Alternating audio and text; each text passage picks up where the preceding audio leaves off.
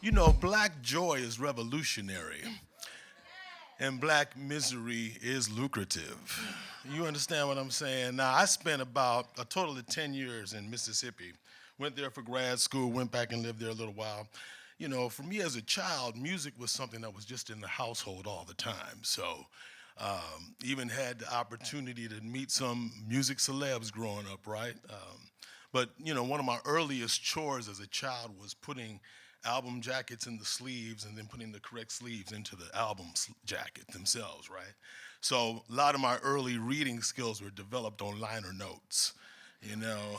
But nevertheless, I always wondered about those black men I looked at on those album covers. Like James Brown looked really upset. He looked distressed. He was sweating. He was frowned up, you know. And, you know, Otis Redding down on the ground, sweating, you know what I mean? I was like, man, then my dad would play the albums, and I'd be like, well, Daddy, is he friends with his band? Oh, yeah, that's his boys. I'm like, well, does he like them? Yeah. Well, why does he sound so upset? Oh, he got soul, you know. I'm like, man, it sounds like you're cussing him out. Nevertheless, um, that cathartic process of black men expressing themselves for the white masses to enjoy always kind of intrigued me, right? And as a child, album covers also inspired me to want to be a visual artist, right?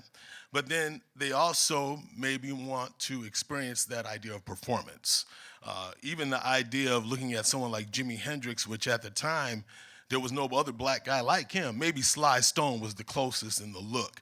But at the same time, when you put him next to all the white guys, you know, he had pimp swagger, he was a bluesman, but he was still the rock star at the same time. So I was like, yeah, that shit's cool, right? So anyway, I lived in Mississippi. And then, you know, I realized that the exploitation of the bluesmen is still very much real, you know, to the point where I lived with a blues historian who was also editor of Living Blues magazine at the time, and a mentor friend of mine who had recruited me into the grad program was also a blues musician in their own right, was related to some musicians in the area. So I had a chance to meet Bobby Rush, B.B. King, R.L. Burnside, like all these internationally known musicians. Some I didn't know were internationally known. You know, I'm hanging out with R.L. Burnside and his family, God rest his soul, and double wide trailer in the middle of a field, no grass, broke down truck outside, hole in the floor at the front door with a 2x4 so you don't fall through. You know, oh, we can have an open jam today. So I'm like, okay. So everyone's setting up amps in the garage. Then all of a sudden, out of nowhere, it's like a fleet of white folks just came out the bushes. They station wagons, RVs, you know, yeah, you know, bringing instruments up to the mic, seeing 15-year-old white boys trying to sound like an 80-year-old black man. It was quite disheartening. So, Yazoo City, Mississippi, if you don't know, late 19th century all the way to the mid 20th century, they'd have barrels on the corners of the downtown on the streets. If a nigga heard a joke, you better stick your head in the barrel, because white man don't want to see no nigga cheesing, right? So, black joy is offensive to bigotry.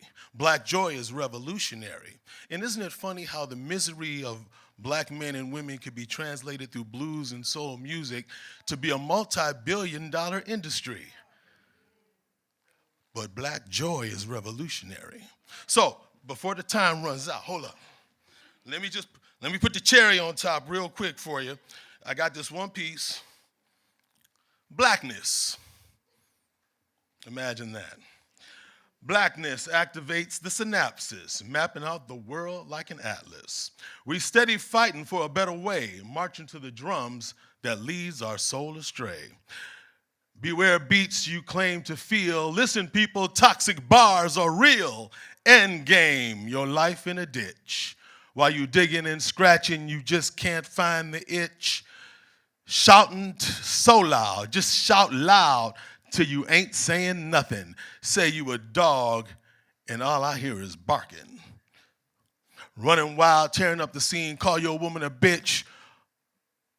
A king of fools will never have a queen. Forever let your blackness activate your synapses, capture your life like paint on a canvas. Let your words and deeds create a masterpiece, soothing the souls of the least of these. In bold, bright color with a rainbow of soul, bright light to darkness like heat to the cold.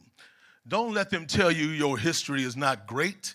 Critical race theory is their empty slate, telling lies over and over to calm their petty minds as they eat falsehood for truth and drink wickedness for wine. A cruel initiative with malicious intent and insatiable appetite for your discontent. Know that you are the sleeping giant rising from your slumber with a benevolent gift from God that no man can asunder. Black joy is revolutionary. It fuels the lights of our very soul, like the oil spewing from the earth with the riches of black gold. Thank you.